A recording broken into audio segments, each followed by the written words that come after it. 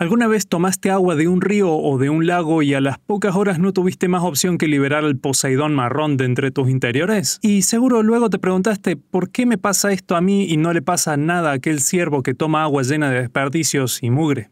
Bueno, quédate que te lo cuento. Este canal presenta ciencia y comedia un tanto particular. Puede contener sonidos e imágenes fuertes, así como también dibujos muy malos. Y por su contenido, todos lo deberían ver.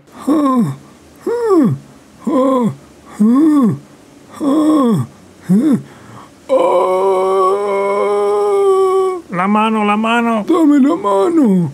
Ya casi llegas. Al menos acá en el planeta Tierra, el agua es la fuente de todas las formas de vida.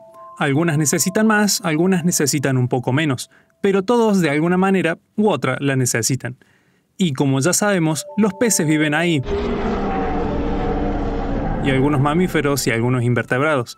Pero también viven cosas como bacterias, amebas, cosas raras e incluso existen virus que pueblan diversos cuerpos de agua, haciendo que diferentes fuentes de agua puedan presentar alguna clase de peligro para aquellos quienes vivan o tomen de ella.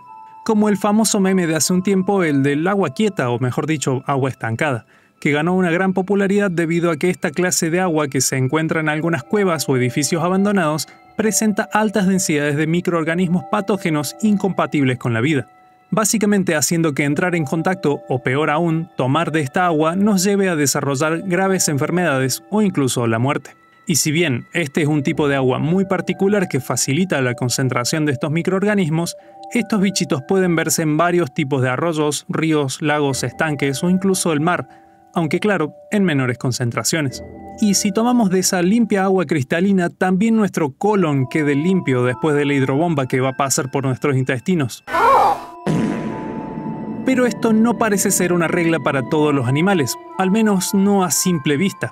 Sabemos que los peces viven ahí, que algunos mamíferos nacen, crecen, se reproducen, pagan impuestos e incluso mueren en esa agua. Otros animales toman de ella, por más sucia que se encuentre, no importa si está llena de toda clase de desperdicios como orina, heces, residuos arrastrados por la lluvia, arcilla, lodo o lo que sea. Y ahí andan, tan campantes como si no les hubiera pasado nada. Mientras que nosotros, los seres humanos, desde hace ya miles de años, la mayoría buscamos una fuente de agua que sea relativamente limpia, como por ejemplo el agua de pozo sacada de napas subterráneas que no tienen ninguna clase de contaminante más que metales pesados y arsénico.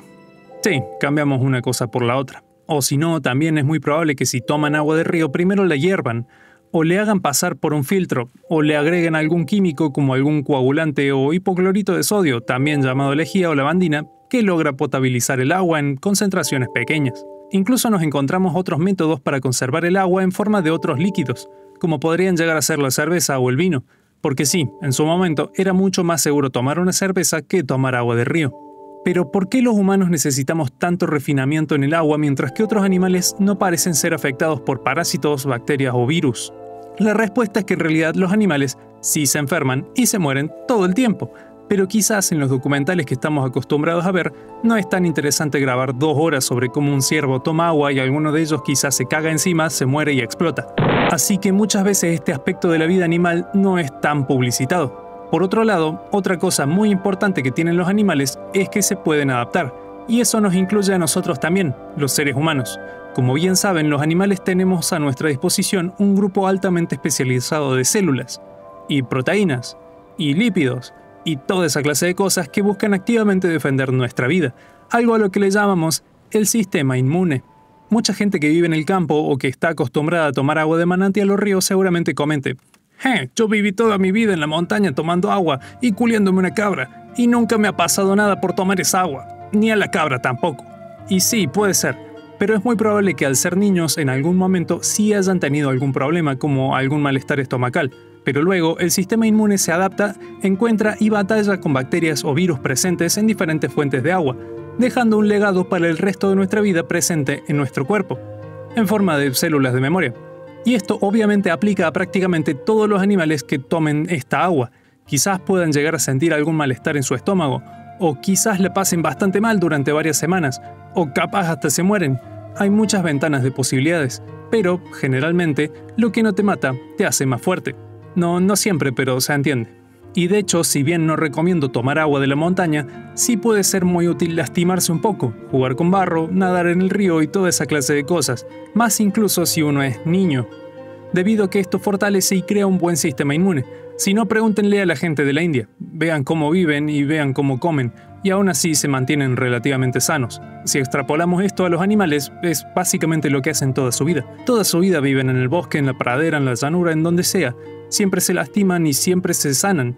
Y cuando no sanan, se mueren. Y así es el ciclo de la naturaleza, básicamente. Pero curiosamente, tanto nosotros los seres humanos como el resto de los animales preferimos tomar agua de fuentes más bien cristalinas o que consideramos limpias. Por ejemplo, las bestias más quisquillosas de la creación, o sea, los gatos, difícilmente tomen agua, y si es que la toman, preferiblemente la toman en movimiento. Y esto también es en parte debido a que los gatos y toda esa clase de animales félidos y felinos suelen consumir agua más que nada en la sangre de sus presas. Así como otros animales consumen agua mediante su dieta, ya sean pastos, frutos o víctimas. Pero regresemos un poco a las fuentes cristalinas y limpias. Un estudio bastante extraño que encontré explica que las vacas prefieren tomar agua que no tiene contenido de materia fecal. Sí, exactamente como suena. Agarraron un grupo de vacas, les dieron agua normal, sin nada de caca durante un par de días, junto a un alimento normal, para empezar bien el experimento, digamos. Y luego dividieron estas vacas en 3 grupos, donde unas siguen consumiendo agua limpia, otras toman agua que tiene 0.5 miligramos de materia fecal por mililitro de agua, y otras vacas pasan a tomar agua que contiene el doble, o sea, 1 miligramo de materia fecal por mililitro de agua, encontrando que en ambos grupos de vacas que consumían agua contaminada, consumieron menos agua que su contraparte con agua limpia. Al menos hasta el día 3, porque en el día 4 se ve que ya tenían bastante sed y tomaron básicamente la misma cantidad todas las vacas. Lo importante a fin de cuentas es qué tan mal les hizo tomar esta agua a las vacas. Y la verdadera respuesta de todo esto es anticlimática, y es que en realidad no pasó nada, no les afectó de una manera negativa en particular. Y la gente que realizó este estudio se quedó con que esto es porque no pusieron suficiente caca en su agua.